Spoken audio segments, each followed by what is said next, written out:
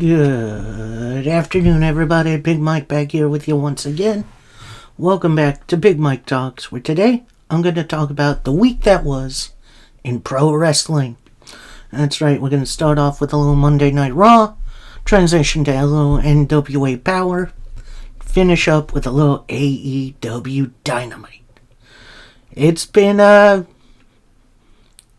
been an entertaining week so far. I hope you guys have been enjoying it as much as I have. So let's get into this one with Monday Night Raw. We start off with a Cody Rhodes promo, pretty much saying, look, this is the final 2 weeks before WrestleMania. It's going to be a little awkward. Last week on SmackDown, Roman Reigns said a lot.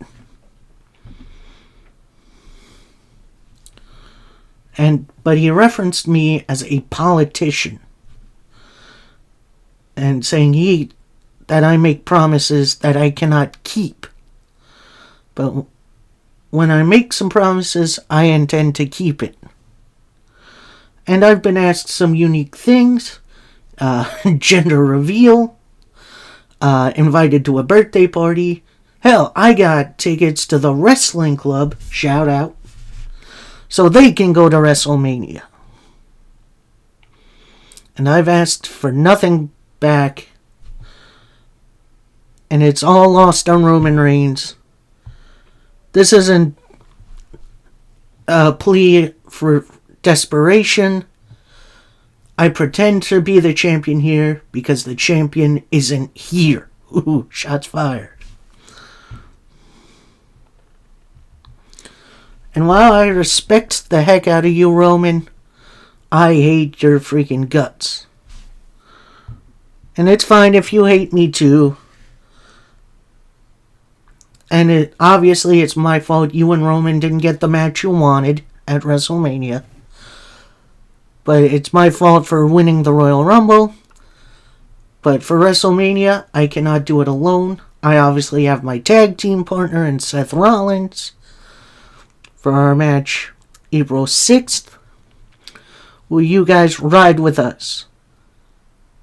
And night 2, will you also fight with me?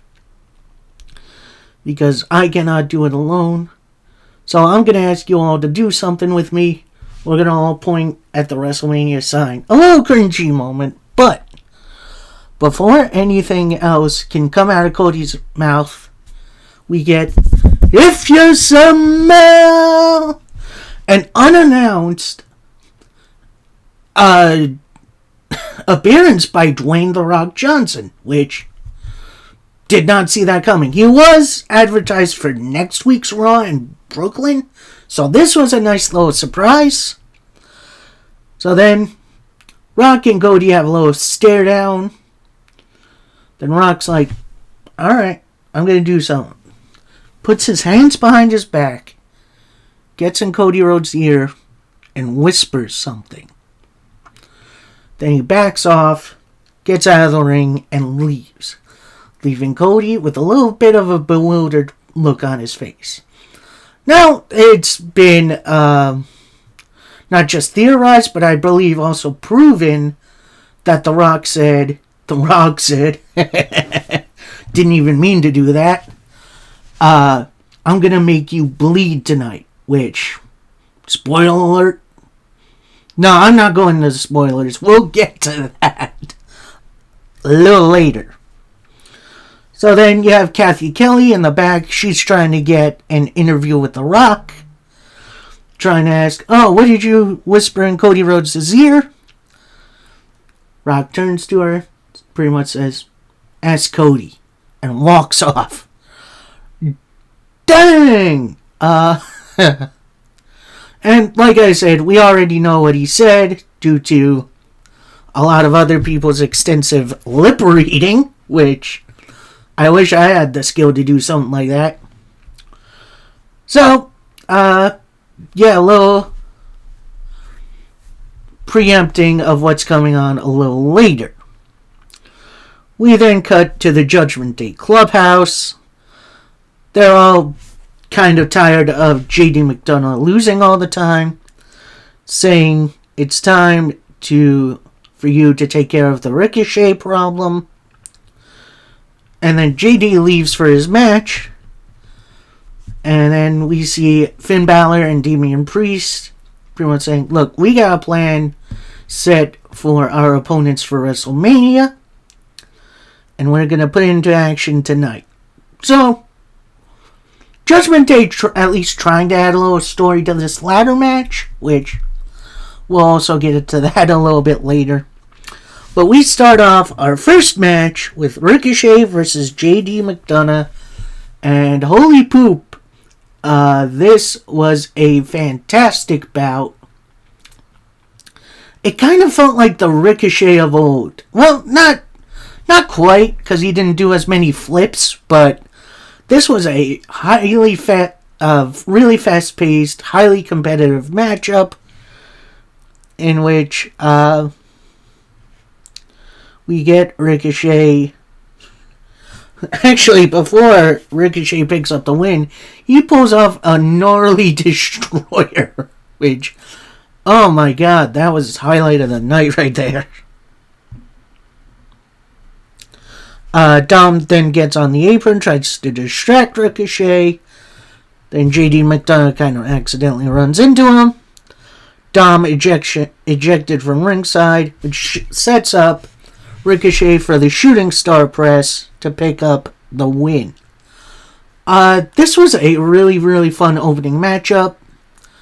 And, yeah, we'll see what happens with Ricochet going forward. We then get an in-ring CM Punk promo. This is his first real action on screen for WWE since his injury at the Royal Rumble, which, sad to see, but it is what it is. Pretty much saying, look, I got a lot of business to take care of. Everyone is asking if Punk's going to be at WrestleMania. Short answer, yes. But I'm not 100% sure what I'm going to be doing. While my body is still healing, my mouth 100% still works. And I've got some suggestions from the WWE Universe. Asked if I would host, and he said, yeah, maybe. I previously thought hosting was beneath me, and I wish WrestleMania was here in Chicago. Hint, hint, nudge, nudge. Then he asked if you would be a ref. Then he says, obviously, that would be an option, but a ref would need to be impartial, in which, actually, that line comes a little later.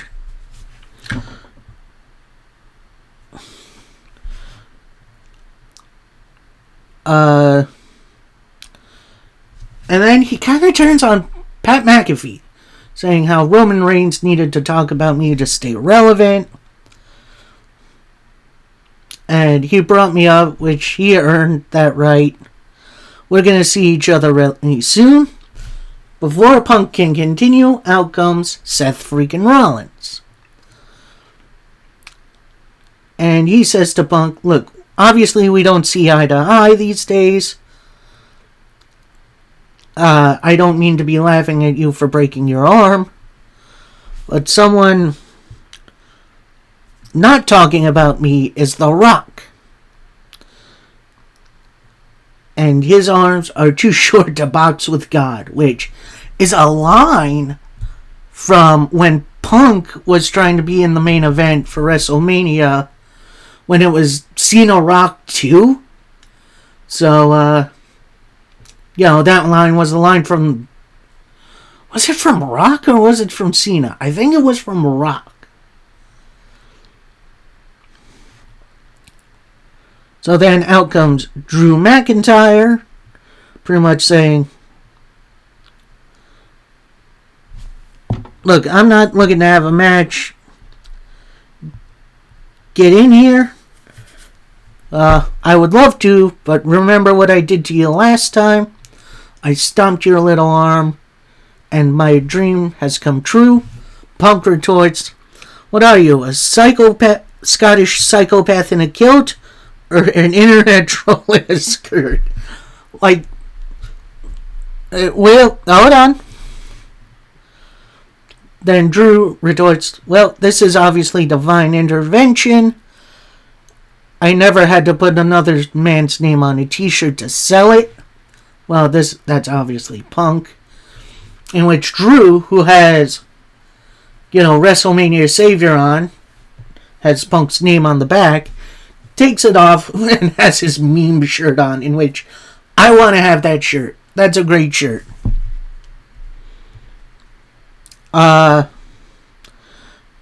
Then Drew retorts, obviously you're living that straight edge lifestyle, you haven't been into drugs or alcohol, yet you spend all of your time in rehab. Bro, Drew came out swinging.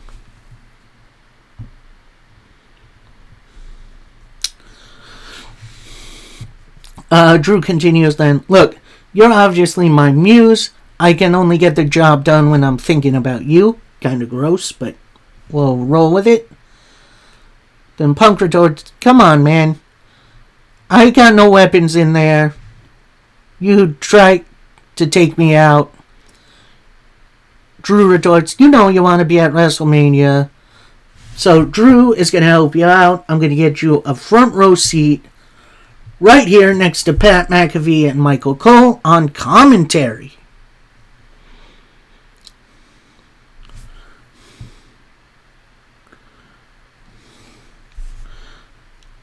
Because obviously you're only good at talking. Ooh. Actually, I was a little preemptive. Now brings out Seth Rollins. Punk then rolls his eyes a little bit. They have a little stare down. Seth then starts off, look, I know tonight is an away game to me, but what you two morons don't realize is you don't get to make decisions on WrestleMania without being on the card. So tonight, I'm going to ask the folks here in Chicago, Seth versus Drew, should Punk be on commentary? Boo. Or should he be a referee? Yay! Then Drew retorts, but you forget one thing. That's his counting arm, which is wrapped up in the cast and has the metal springs on it. I don't know what to call that. So then Punk gets down on the mat, counts with his, non-counting arm, and then gets up and just stares daggers at Seth.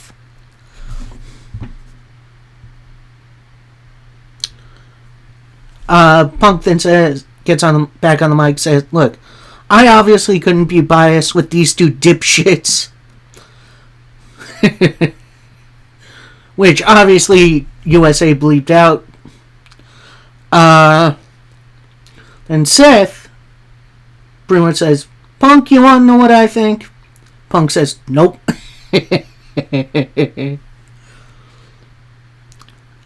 Seth then continues, I don't think anything about you. You haven't crossed my mind since the time we were last in the ring. If you want to be on commentary, cool. If you want to be a referee for our match, cool. But you obviously need to be on WrestleMania. And I'll put in my 2 cents, you should be on commentary. It'll be a close world title match to the world title as you will ever be. But you need to do one other thing for me. Stay out of my way. So then Punk reveals, alright, it's decided. I'm going to sit on commentary for WrestleMania. Then Drew gets up, says, obviously he doesn't get the last word. I want to make one thing clear. My goal is the title. I am living your dream, Punk. Eats a super kick from Seth Rollins. Now, obviously, I did miss the line about Vince. About, when Vince crowned Drew McIntyre early in his career as the chosen one. which feels like 50 years ago. Like, I remember that. Like, clean shaven, skinny ass Drew McIntyre. Like, that time felt like a lifetime ago. And now he's main eventing WrestleMania. Who would have thought? Well, not main eventing. He's going to be like middle of the card somewhere. Although he did main event a WrestleMania 36. We then get a Shinsuke Nakamura backstage promo talking smack about Sami Zayn. I gotta tell you, I am not the fastest reader. Also, he was speaking in his native language of Japan with subtitles, which was nice.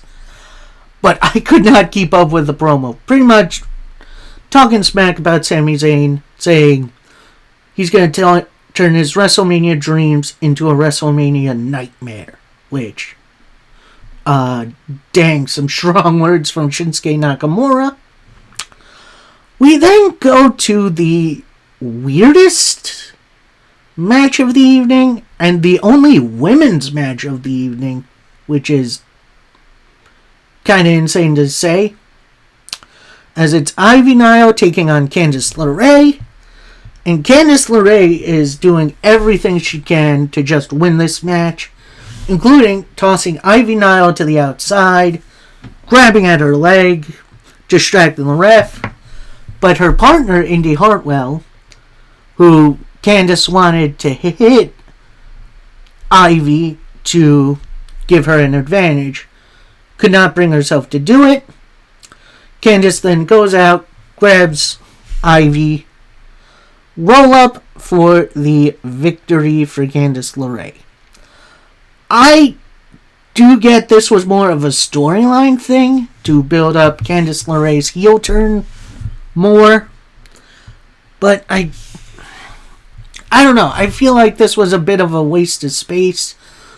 Maybe have this go on a little longer, because we know how good both these women are, and I'd like to see a straight up match.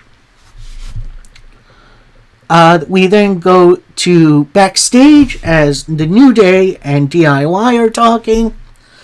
New Day making fun of DIY's name, saying, "Oh, how can you be DIY when it's do it yourself and you're two guys?" Then Gargano and Ciampa retort, "Well, what's so new about your New Day?" Xavier Woods retorts, "Look, the only thing new coming this year is this is going to be your first WrestleMania, and it's nothing new for us." Then in walks Awesome Truth, setting up the New Day versus DIY for later tonight, with Awesome Truth on commentary. We're going to get to that next. Obviously, R-Truth during his comedy thing, thinking JBL is still on commentary, which, no, don't like that. We then go to our next match, and it's a tag team match playa, as DIY, that's Johnny Gargano and Tommaso Ciampa, take on Kofi Kingston and Xavier Woods of the New Day. And to start off, this match was awesome. Very well paced, very interesting to watch. But then in comes the full might of the Judgment Day. That would be Priest, Balor, Dom, and JD. And they're just beating down all the competitors, so that match gets thrown out. Miz, who was on commentary, gets in the ring, eats a South of Heaven chokeslam, which that was the best one. Truth staying on commentary because he says, "Alright, obviously I'm just going to stay on commentary, I'm not getting involved." But then all of Judgment Day come out to ringside, stare him down. Then Truth's like, "Alright, cut to a commercial. Cut to a commercial." Anyway, oh my god, that was funny. Eats a Razor's Edge from Priest, coup de grace from Finn Balor to end that segment. As much as I would have liked to have seen a winner for this match, I'm sure we'll get a rematch down the line. But for now, I'm definitely okay. We had at least some story going into this, especially with the ladder match. We then go backstage for a Cody Rhodes interview, the interviewer is asking about what The Rock said to him, with Cody Rhodes saying, "Look, I have to apologize to you guys. I cannot repeat what he said on TV, but it is obviously a promise he cannot keep." So, something's going down. We then cut to a Gunther interview, in which it's always good to see the Intercontinental Champ. He has some words from Sami Zayn saying, "Look, if he had something to say to me, he should have just stayed in the ring, but he walked off like a little toddler. It's obvious Sami doesn't believe he can beat me. And I also think Sami cannot defeat Bronson Reed tonight." So, definitely some fighting words from Gunther. Gonna be interesting to see where he goes. We then get Andrade taking on Imperium's Giovanni Vinci. Originally, this was supposed to be Andrade versus Ivar, but Ivar got pulled due to medical reasons. I'm not sure what happened, but he is said to be coming back soon. So, this match was super underrated. This was a really, really good bout between two really, really good wrestlers. Eventually, Andrade hits the message, which is his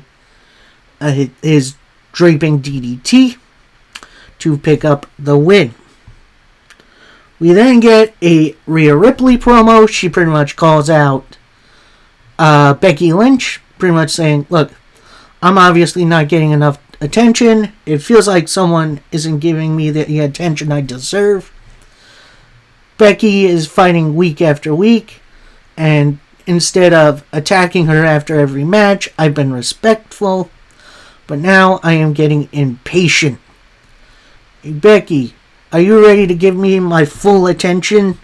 Then out comes the man herself, Becky Lynch, saying, look at me coming out here and confronting you. What you've been doing to me the last month, and it's obvious you don't wrestle anymore on Raw. Rhea retorts, "I don't need to prove anyone anything. Do anything in this ring to get attention. All I have to do is upload a video of my butt, and it's just that easy." Then Becky retorts, "Listen to yourself. We both have two very different interpretations on what a champion is, and there's always someone new coming to dethrone you. And it's all about being champion. For me, being champion is all about skill and merit. And at WrestleMania, I'm going to give you a new experience, and that's an L." So, Rhea retorts, "Oh, you remind me of something. A cockroach. You're super hard to kill, but it isn't impossible. However, at WrestleMania, I planned on leaving you alive, so you can go home, sit on your couch, and listen to your daughter call me mommy." Uh-oh. Becky Lynch then retorts, "That is your one pass. Mention my daughter again, it'll be the last thing you ever do." Then she brings up her father, who sadly passed, before he can meet his granddaughter.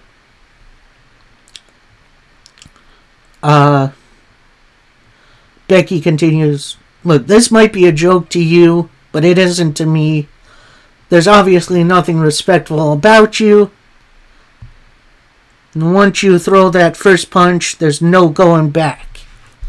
So then Dom kind of steps up. It looks like he's going to be protecting Rhea.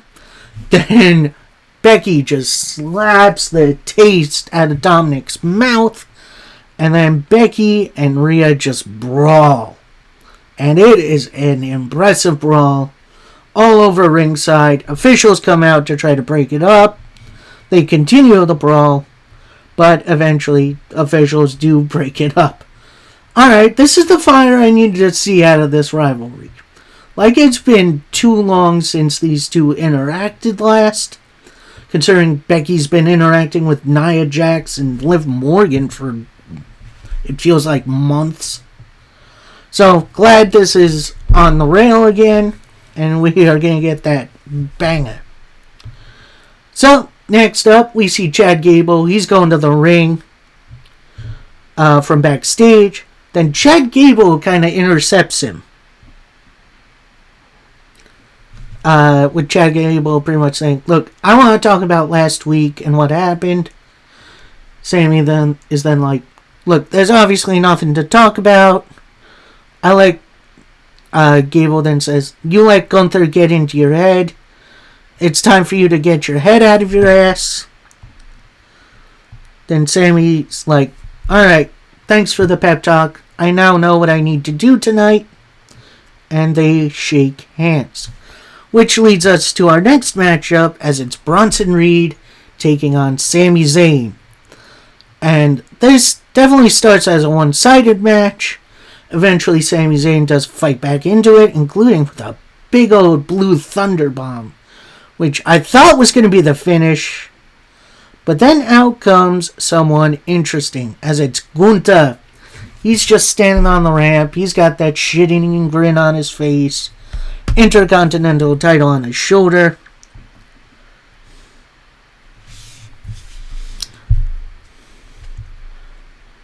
And that does set up Sami Zayn for the Helluva Kick, but he misses. Bronson Reed then with a clothesline, a senton into the tsunami for the win for Bronson Reed. Which I am very surprised Bronson Reed won that match. But I'm going to say this. I think this adds to Sami Zayn's story. It's of Gunther getting into the head of his opponents and causing doubt with them, which we did see in Chad Gable, and now we're seeing in Sami Zayn. So we're going to get to Sami Zayn a little bit later, so just wait. We then go to a Jey Uso promo. He's backstage, he's ready to go, saying, come on Nakamura, you've been sleeping on Jey for far too long. And before you can get another word out, in comes Jimmy and Solo. With Jimmy just saying, not ye. And then walks off. We then see Sami Zayn. He's back to walking backstage. He's obviously frustrated. Then Chad Gable comes in. Sami Zayn starts off, we're absolutely right. I let Gunther get into my head. How did I let that happen? Chad Gable offers advice. That's what he does. I was in the ring with him. But I also was in the ring with you with that gauntlet match. And we put on a heck of a show. Obviously, with Gunther, he plays all these mental games. I want you to win at WrestleMania. You want to win at WrestleMania? I know you need a different approach to Gunther, and I can help. And they kind of do the grasping hands emoji, which this is definitely going to be an interesting collaboration, especially with Chad Gable not on the WrestleMania card, but having him be Sami Zayn's coach, that could be interesting. We see Jey Uso, he's out in Gorilla, getting ready for his match. Then Seth Rollins walks in, pretty much saying, look, something doesn't feel right. Bloodline are all over this show. If you need us, Cody and I have your back. Now go get that win. And then as Jay's walking out to the stage, we see a little change in attitude in Seth. Like maybe he knows what's coming, but hasn't really told anyone. Which, interesting theory I saw on online. So we shall see. We now roll into our main event of the evening, as it's Jey Uso versus Shinsuke Nakamura. And this match really didn't get out of first gear. Like, was it entertaining? Sure. But it felt like it was stuck between first and second gear. And as Jimmy was getting ready to do the Uso splash, out comes Jimmy and Solo, getting ready to interfere. But then Cody Rhodes and Seth Rollins come out, fight them off. Then Drew McIntyre brawls with Seth Rollins. With Drew hitting Seth with a Future Shock DDT. Jimmy and Cody then brawl to the back. And then Jay wins with a super kick and a spear. In which, at that point, there was about 10 minutes of the show left. In which I thought, alright, what do we got cooking here? So we see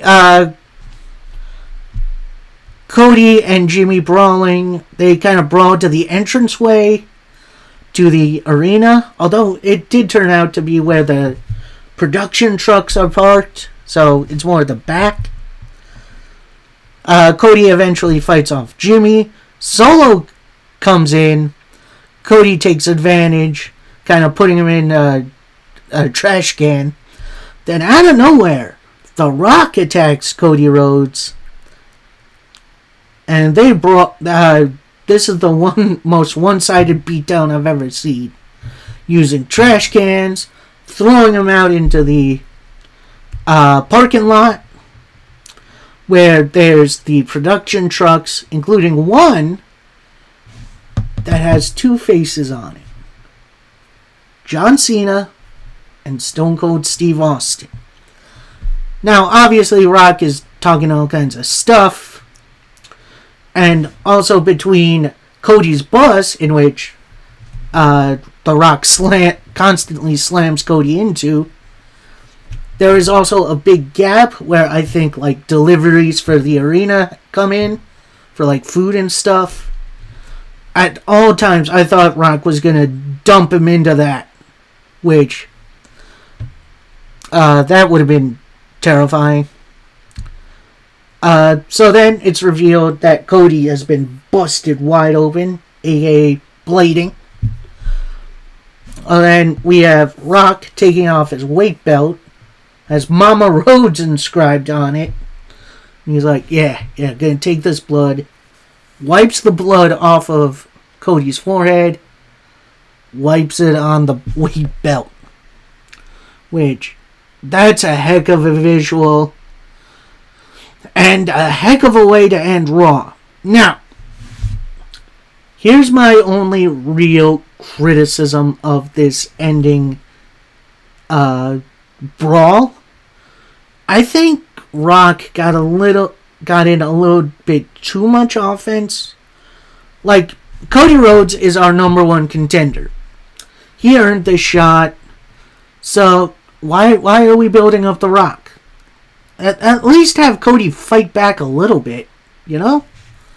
That's my only concern. Otherwise, a really, really, really good episode of Monday Night Raw. Had me from beginning to end. And I'm going to see how they do it. How they attempt to one-up themselves next week. Now, next up, we got NWA Power. And we start off with the national title qualifying match for the NWA national title. So we got Magic Jake DeMoss taking on Burchill. Obviously, this is their latest tournament now that Thrillbilly not retired, but relinquished the national title.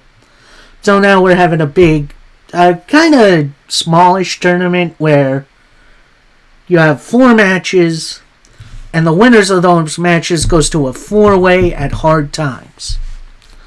So this match was really, really entertaining. A lot of really, really good back and forth, including an attempt at the Grit Your Teeth from Burchill, but that gets not blocked, but he can't really attempt it because he hurt his arm. Eventually, he does hit the Grit Your Teeth to win and to qualify. So, nice little matchup to continue this thing. We then get a promo from the entire Pretty Empowered stable, calling with Kenzie Page calling Markova the little engine that never could. So yet, so close yet so far to your goal. You keep failing, and yet somehow you keep that energy up. And while you think your story is going to end in victory, it's going to be nothing but hard times for Markova. Ooh, those are definitely some fighting words. That match is definitely going to be very, very interesting. We then go for an unsanctioned match between Mecha Wolf and Alex Misery. And this was another very, very entertaining matchup. It felt kind of cruiserweight-ish. Kind of. Definitely more the pacing out of anything else. Like it was bam, bam, bam, bam, match. Move, move, move. Eventually, the match goes to the outside. Alex Misery climbs the stage setting, but instead of staying at level 1, he goes all the way to the top and just hits a gnarly looking crossbody.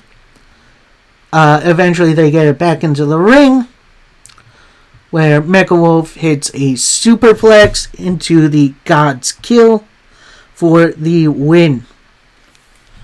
So it does look like that these two are under the tutelage of Vampiro. So does that mean they're going to be teaming up, or is it something else? I'm not sure. We then cut to an EC3 promo, and it's all in black and white, which is really, really cool looking. With EC3 saying, the greatest challenges in your life you need to take head on. As champion, I go face death head on. To cement my legacy is to do something different. Thrillbilly, you intrigue me. You obviously have every asset to be the man, but you need to get to another level. You must endure, and you are not yet the man. And as a famous person once said, to be the man, you must beat the man. And I am the over man. So, nice little kind of rambly promo from EC3, but it works. I did really like that. Next up, we got the reunited Magnum Muscle. That is Mims, the former television champion, and Dak Draper, taking on Jack Stain and Tim Storm. It's been a while since I've seen Tim Storm wrestle. And this was kind of half hoss fight, half people kind of stumbling around. Like it, the chemistry definitely wasn't there for me, especially with Tim Storm and Dak Draper. Dane and Mims did actually really, really well together.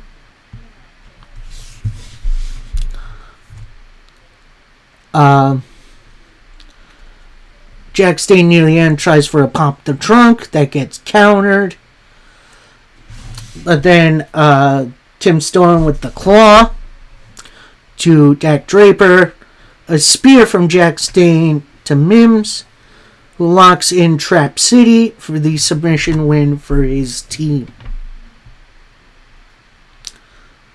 So that was definitely a interesting Raw match, but definitely a really, really I don't want to say anything too bad, but it was a bit slow and kind of middling. So it wasn't in my taste. If you guys like that match, that's fine. I didn't dig it. Then we get an interview from the new Spectaculars, although it's just Rolando Friedman and Sledge. So no Rush, which is very telling. As they're getting ready for their 6-man tag next week. With Rolando going over his recent wins over Cardona and also over Murdoch, which is very, very interesting. And it's obvious Slade hasn't gotten the proper introduction. And he calls out the three, saying, "You're going to find out next week firsthand, while you'll never be as spectacular as us." So, definitely going to be interesting to see how that 6-man goes. Will we actually see Rush Freeman next week? Time will tell. Then we finish it up with our main event, as it's another qualifying match for the national title match, Fatal 4-Way match at Hard Times, as it's Zion taking on AJ Kazana. And this was definitely a really good little match. It was hard hitting right off the bat. A lot of manager interference with Austin Idol, and then also it wasn't the other Kazana, it was Bobby Fulton out, including Bobby Fulton going after Austin Idol but getting taken out by him.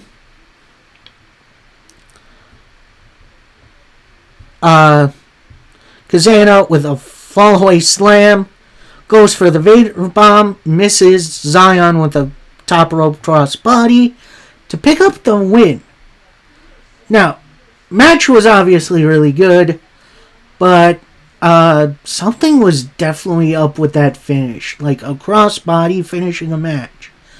Haven't seen that since like the 90s. So, hopefully Kazana is alright, and it's not an injury, and we'll see him in the coming weeks.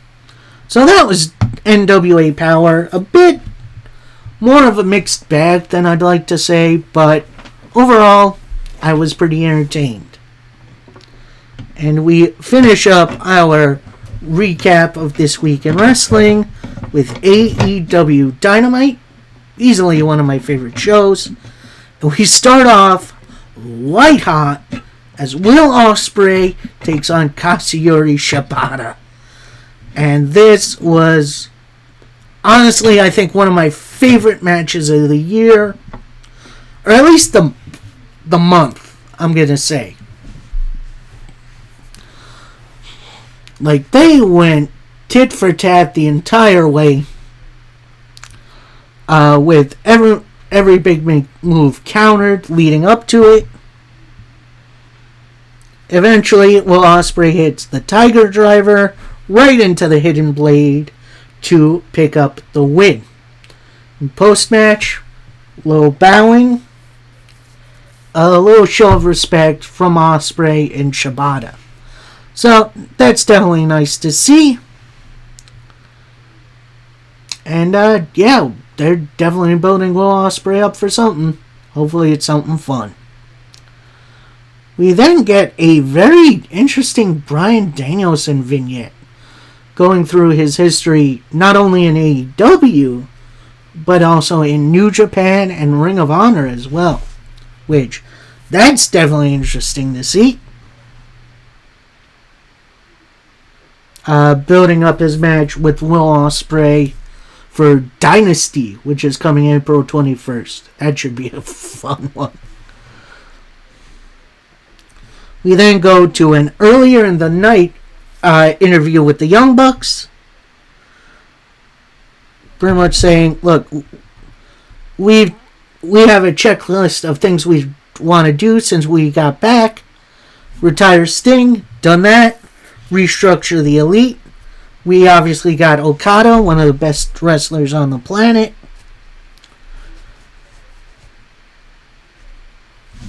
But now, there's one other thing we need to do, and we need our World Tag Team titles back. And how do we right that wrong? We gotta beat Private Party tonight. And as they say, lightning never strikes the same place twice. So if you don't remember, like on one of the first episodes of AEW Dynamite, Private Party did beat the Young Bucks in the inaugural tag team title tournament when the titles were first created. And yeah, Private Party won, which that was nuts. Speaking of nuts, we go right into that match as it's the quarterfinals for the AEW Tag Team Title Tournament as Private Party takes on the Young Bucks.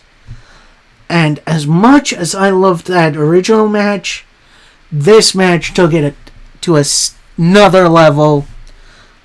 It wasn't just all flips and stuff, although they were in there. This was also about incapacitating your opponent. There were a few surprise roll-ups, but only for 2 counts. Private Party hitting the silly string on the outside, which that looked gnarly. Eventually, the Young Bucks do isolate one Isaiah Cassidy of Private Party and hits an EVP trigger to pick up the win. So they're moving on in the tournament. It does look like we're going to be getting Young Bucks versus FTR in the finals for Dynasty, which I don't mind that. We then get a Don Callis promo talking about Konosuke Takeshita, pretty much saying, tonight Swerve's house comes crumbling down. Takeshita has pretty much run through the roster, and the only thing standing between us and our goals is you, Swerve. This may be your house, but it's my show, and tonight the Alpha tears it all down. We then get a little promo / advertisement for Darby Allin, saying, while I won't be climbing Everest, I will still be doing a good thing for Tony Hawk's charity as we try to build more skateboard parks for kids to enjoy, which that's definitely a nice gesture for Darby. Hope he heals up soon. Then we get an interview with Hook and Chris Jericho, with Jericho pretty much reiterating what he's been saying the last couple weeks.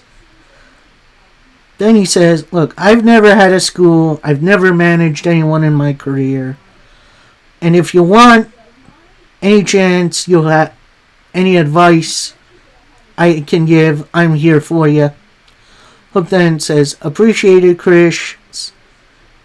You are Chris Jericho. I know exactly who you are. And then Jericho's like, and I know exactly who you can be. And they shake hands. And I'm going to be honest, I'm kind of sick of Jericho. Like, the dude needs to go away for a little while.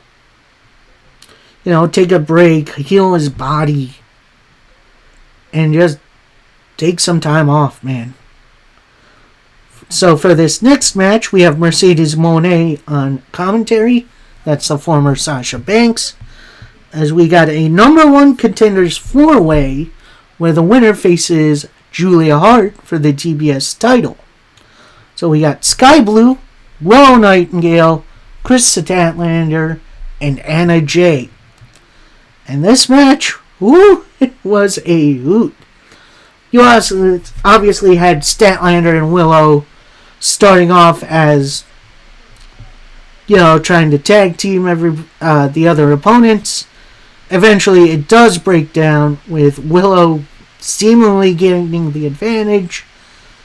Statlander almost hitting the Wednesday Night Fever. But not Julia Hart. Sky Blue comes in with a big old super kick. Then Willow runs house for a little bit. Anna Jay tries for a roll up, but that gets countered right into a gut wrench powerbomb, aka the Babe Ruth powerbomb, for the win for Willow Nightingale. And as Willow is celebrating, she gets attacked by Julia Hart from behind with the title. And then Julia and Mercedes have a little bit of a stare down. So, setting up that little matchup. And then, as Monet is getting in the ring, Julia and Sky Blue bail. We then go backstage for a Dustin Rhodes interview. It feels like it's been years since we've seen Dustin Rhodes. Pretty much saying, look, obviously I started out 2024 with a bang.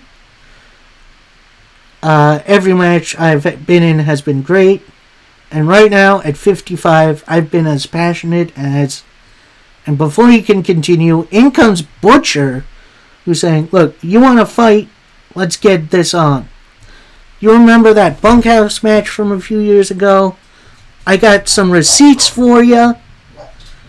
And Dustin's like, bring it on. So that's definitely going to be interesting. We then get a very interesting little kind of promo, kind of setup thing with Tony Storm on Turner Classic Movies, which that's interesting. They even got the host for it, which that's pretty darn cool. With the host congratulating Tony Storm on being the AEW Women's title. And Tony's like, yeah, congratulations for everything that you've done. And then Julia's like, alright, repeat after me. Head up, chin up, tits out. I'm not saying that. And watch for the shoe. What? And then Tony just flips her shoe behind her. A very kind of weird promo-ish. I'm not sure what that was trying to do, but, very entertaining. We then get a Swerve Strickland pre-recorded video promo, pretty much saying, tonight comes down to Swerve and Takeshita, the greatest wrestler I've ever seen, and yet our motivations are so different. Tonight, I'm going to go through Takeshita and get Joe one-on-one without any distractions. So, a nice focused promo from Swerve for our main event coming later. We then get the other half of tonight's quarterfinal matches for the AEW Tag Team titles, as we got Best Friends being represented by Trent Beretta and Orange Cassidy taking on the Undisputed Kingdom. That's Matt Taven and Mike Bennett. And this match was a whole lot of fun. You definitely had Roderick Strong getting involved, but only to get taken out by Chuck Taylor, who eventually succumbed to the numbers game.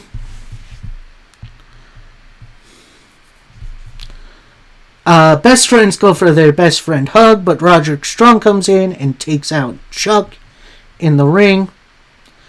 Then he goes to the outside. Trent Beretta then with a dive goes for the pile driver. That gets blocked with a roll up, and your win.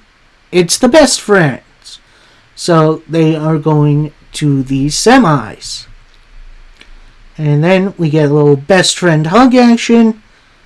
And then that instant, the Young Bucks come out. They're standing on their stage. They're kind of jawing with one another. And then they leave via the Cody Vader, which is the entrance Cody Rhodes used in AEW, which is like right between the two tunnels, which that's definitely funny. We then get a Kyle O'Reilly interview. It's nice to see him back, saying, look, you can prepare all you want for your matches, but you cannot prepare yourself for the reactions you're going to get. It was good to pick that Band-Aid off. While I love the guys in the Undisputed Kingdom, I'm going to continue this journey on my own and prove I belong. So, nice little interview from Kyle O'Reilly. Let's see where he fits in. We then go to a backstage promo from Adam Copeland. This happened right after he won the TNT title from Christian Cage. Pretty much saying, this is what we all strive for. I take nights like this to my grave. I won the title, and I won a title for the first time since 2011. This Cage chapter is now closed. It's time to move on and defend my title like the champ I want to be. So I'm bringing back the Cope Open for the title, and anyone who wants to step up, bring it on. So Adam Copeland, the fighting champion. I like it. Let's do it. So now we go to our main event, and it's Konosuke Takeshita versus Swerve Strickland. And it is said to be a number one contenders match. I don't know if that was officially announced by AEW, but I guess we'll see. This match absolutely freaking ruled. These two have some great chemistry, especially considering this is the first time they've ever wrestled. So, yeah, this was absolutely outstanding. And best part, no interference from Don Callis. He was on commentary the whole match. They let these wrestlers go, and they let us eat. This was absolutely amazing. They went tit for tat, tit for tat. At times, Swerve went for his finishers, only to get countered.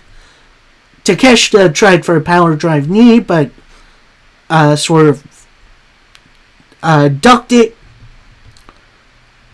Eventually, Swerve does get a Swerve Stomp, JML driver, to pick up the victory. So it looks like Swerve is going to see Samoa Joe at Dynasty all on his own. We then go backstage to a Swerve Samoa Joe interview. Pretty much saying, look, how do I feel? How do you think Swerve feels? Because right now he's celebrating the biggest match of his career. And next week, I'm going to show you what you're asking for.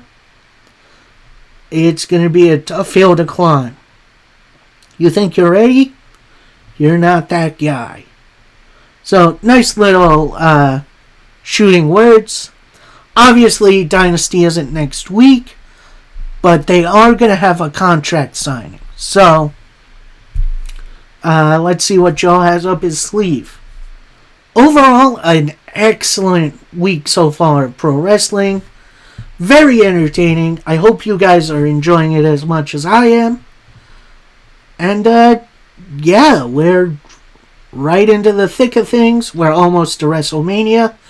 This week, actually this Friday, so coming tomorrow, is MOW War Chamber, which is essentially War Games.